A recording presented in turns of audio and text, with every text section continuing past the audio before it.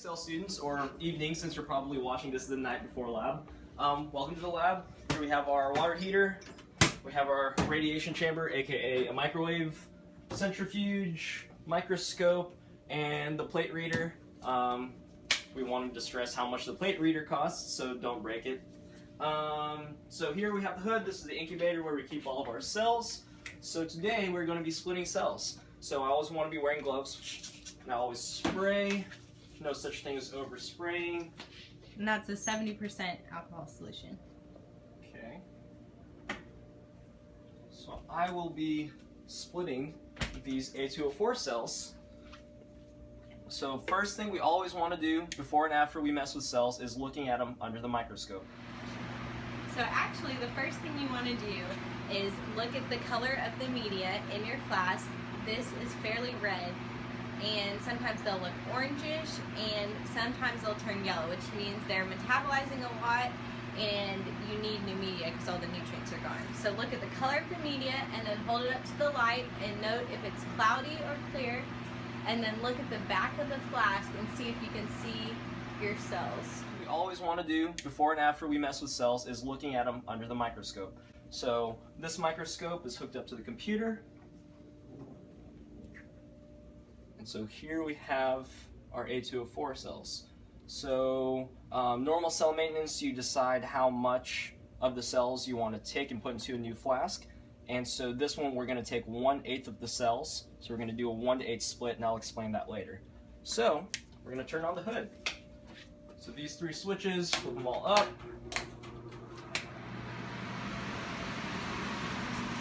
And very generously spray the inside. Again, no such thing as overspraying. Turn on the pipette aid. We're going to loosen the lid of the PBS and take off the lid for the pasture pipettes. So everything gets sprayed before going into the hood except for things that have cells in it. Because there's a little vent up there, and if I spray it with alcohol, the alcohol is going to get in. Okay, so I need two things, my trypsin and the media for the cells, which you have to heat up in the water bath because we want it all to be warm to not shock the cells. So, take it out of the bath. And each cell line has different media. You can see they're labeled on the front, and make sure you have the correct cell line.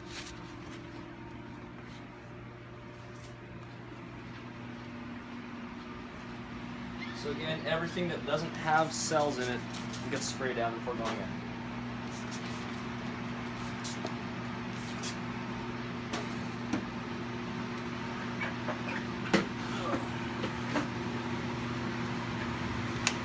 So always spraying your hands if you touch anything outside of the hood. So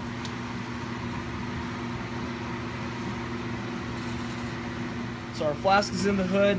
So when it lays in the incubator, it lays like this. So all the cells right now are adhered to the bottom or the back of the flask. So I want it facing me. First thing I'm going to do is I'm going to vacuum off the media. So I loosen it, and I'm going to turn on the vacuum. And so it's very crucial when I'm handling the pipettes or anything else that's going to go into media or cells or anything that I only touch the very top of it to not contaminate the tip. So hold it like this, grab the end of the vacuum tube. Notice I'm only touching the tip of it. So from here, I can take off the lid, hold it like that, so I'm never setting the lid down to make contact with anything inside.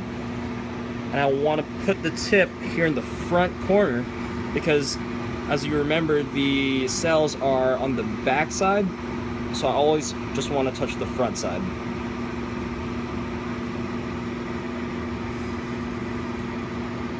Nice, tip it up, let it all run out.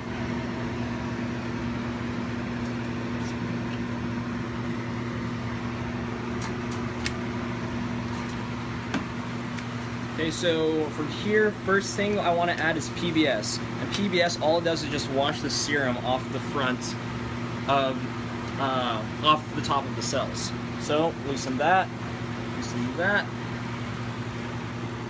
And for a big flask, I'm gonna add 10 mils of PBS. So whenever I open these, I never want to open it out here. I always want to have it deep under the hood. And when I open it, I want to open it where the side that I insert is what I'm handling. And if I touch the end or anything down here, I just throw it away and start over because I don't want any contamination getting in. So here, I'm just going to insert it. Sometimes you feel a little click, sometimes you don't. And I pull it off, never touching the end. So from here, draw 10. So up, the top buttons to go up in the pipette, the bottom buttons to go down in the pipette. So up is up. Get it up to 10. And I'm going to run the PBS down the front because I don't want to wash off any of the cells yet.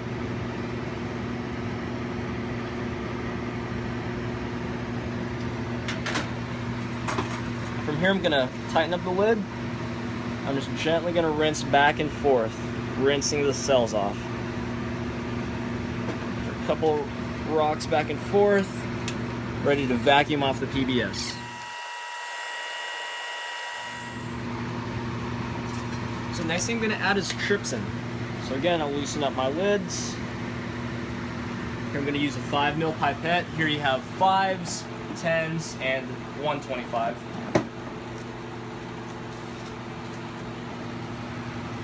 So again, I open it with the side that goes into the pipette aid, never by the tip.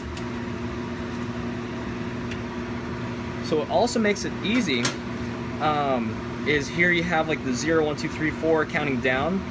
It makes it simpler if I have the side that counts up facing me. So a lot of times I'll turn it to where it's facing me, and that just makes measuring a lot easier.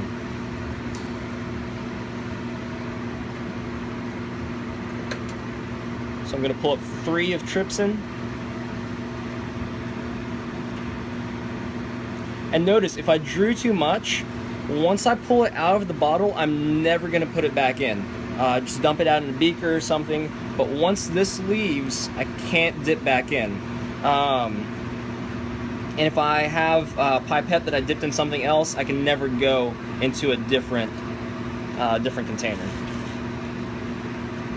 So the trypsin, now what the trypsin's going to do is knock off the cells and basically just let them loose from the back of the flask. And so now I can run that down the back. Tighten up my lid and put it in the incubator for a few minutes.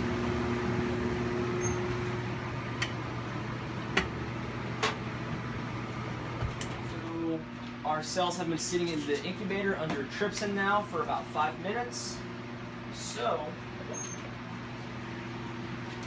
what the trypsin does, remember at the beginning we said that the cells are all adhered to the bottom or the back of the flask. What the trypsin does is it breaks them loose. So, I'm going to look at them under the microscope to make sure that they did in fact all come loose. So, you see here that a lot of them are still stuck. Whenever I move it, some are floating, some aren't. So what you can do is just hold it firmly. Notice I'm never tipping it toward the lid, but I'm holding it firmly and I'm just going to smack the back of it lightly. Notice it's never splashing out into the lid. I'm keeping it relatively still.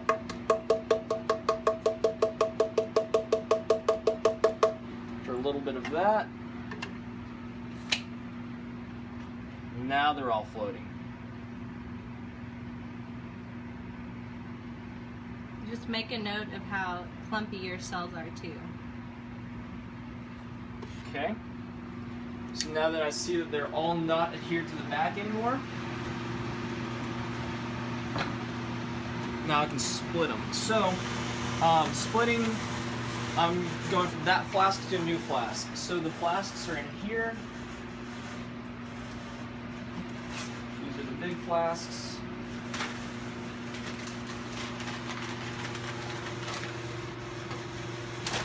Always make sure to reseal it.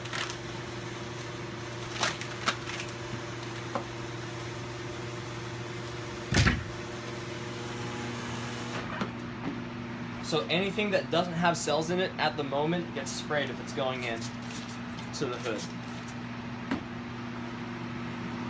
So that's our new flask. So we said at the beginning of the video that we are going to split this flask 1 to 8. 1 to 8 just means we're taking 1/8 of the total amount of cells that's currently in this flask. So there's 3 mils of trypsin in there, and so if I add 5 mils of our media, then I'm going to have 8 mils total. So now that I have 8 mils total, I can move 1 mil, which is 1/8 of the total volume, into the new flask, and so that's how I get 1/8 of all the cells from that flask into our new flask. So currently 3 mils of trypsin in there. We're going to add 5 of our media to bring it up to a total of 8 mils in the flask. Again, I open up the pipette deep under the hood, not out here.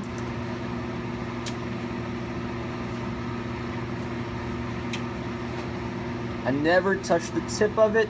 If I touch down here, even if it's just a graze, throw it away, start over, we have plenty of pipettes. So making sure my lids are all loose. Notice this is the A204 media, which matches what cells I'm actually using.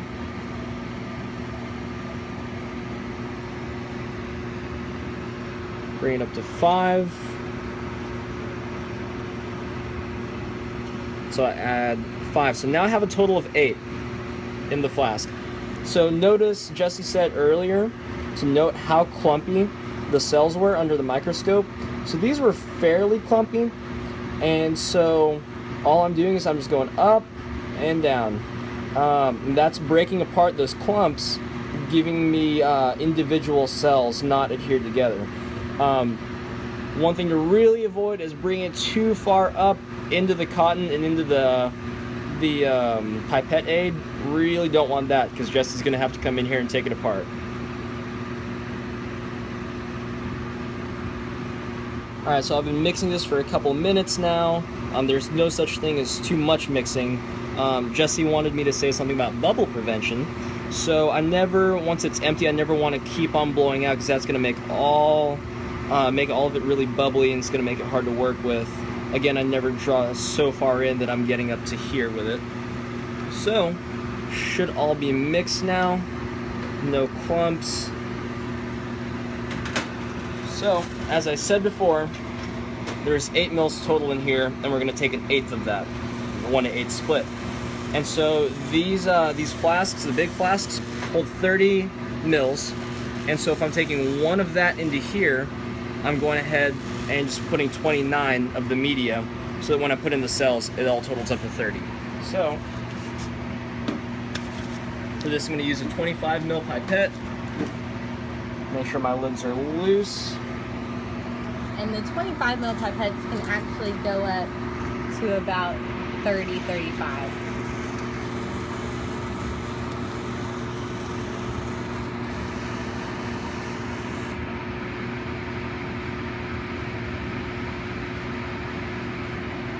You can see the negative reading.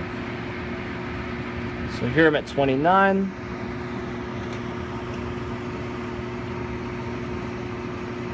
Into the new flask.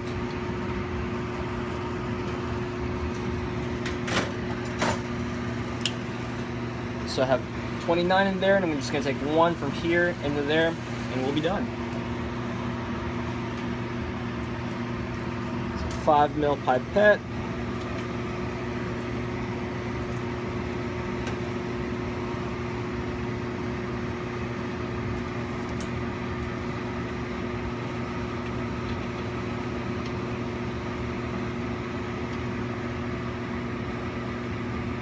Just 1 mil of the cells. So I have 1/8 of the cells from the original flask. And you want to try and put the tip into the media so you're not dropping them too far. There we go. And so, as I said before, anytime I work with cells, immediately before and immediately after, I want to see how they look under the microscope.